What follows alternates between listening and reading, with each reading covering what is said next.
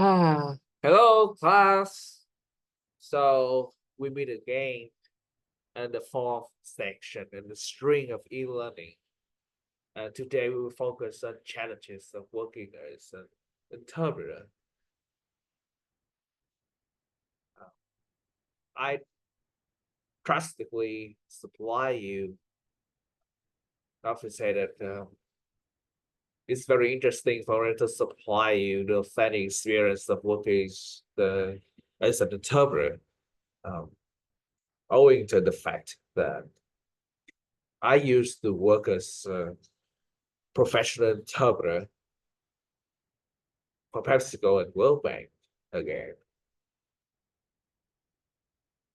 I don't mean to exaggerate my working experience, but just take that as the real life story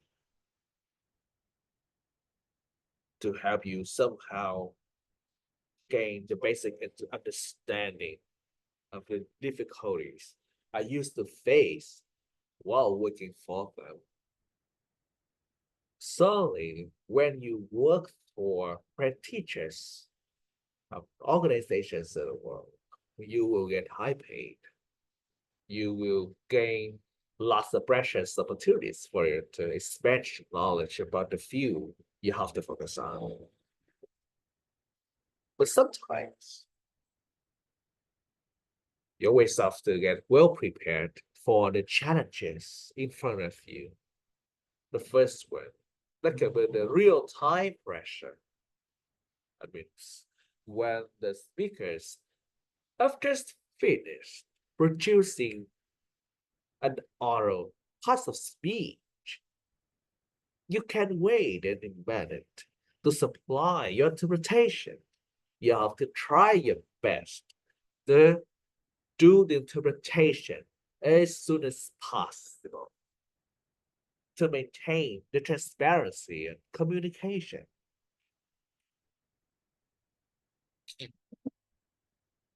I remember one time while I was doing interpretation in the Cayman case. I mean, you have to get into the room and you have to supply the interpretation. I mean, the simultaneous interpretation for the people in the conference organized by Pepsi company to uh, to talk about the annual report or for what I can't remember the lots of material used for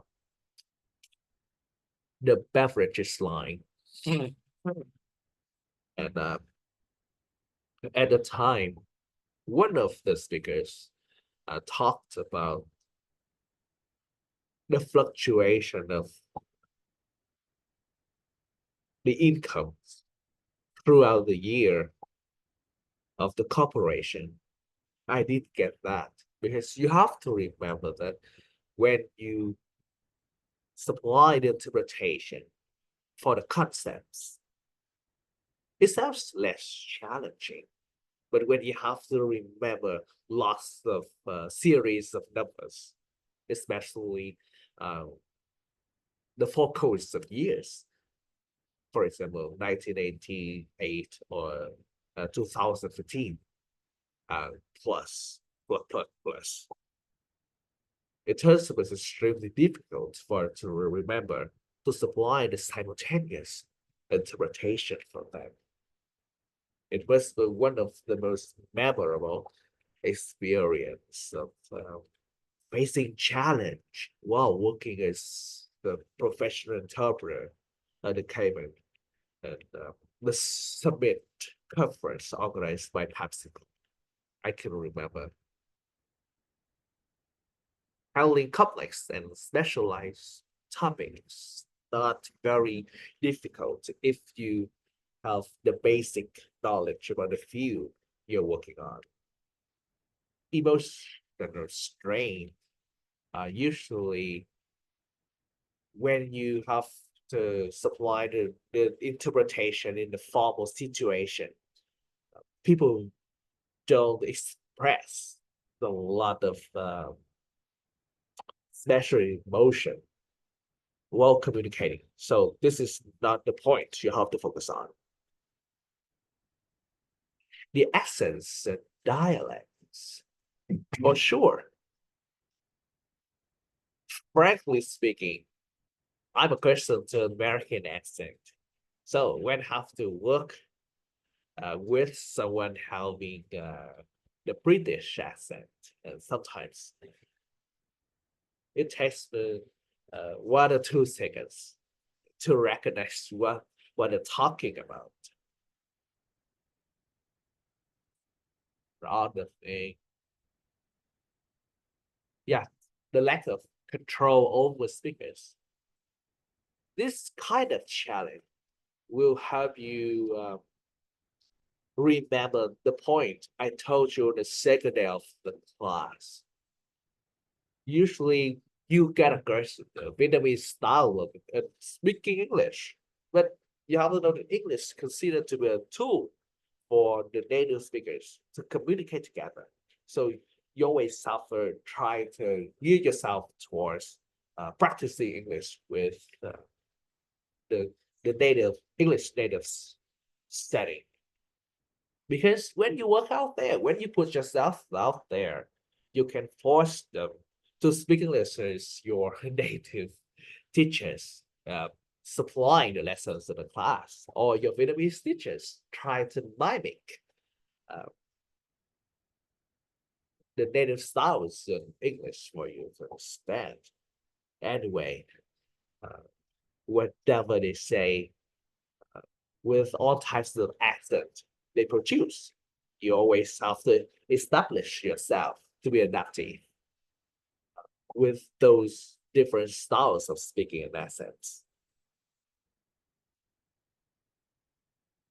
Job instability is also another problem for you to consider because lots of companies and industrial zones have a wide range of needs for interpreters there.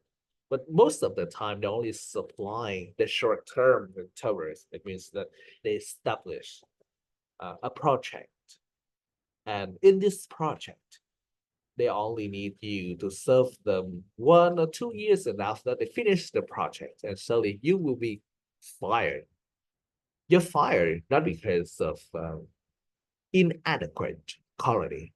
You're fired because of demand. They don't need you anymore. So you will become jobless, and you have to get prepared to apply for another job. Sorry. So um, just keep in mind my advice. I hope that my pieces of advice will give you the bridge between the theory and the real life stories out there to be successful in the process of applying for the job is translator as a translator interpreter in the future.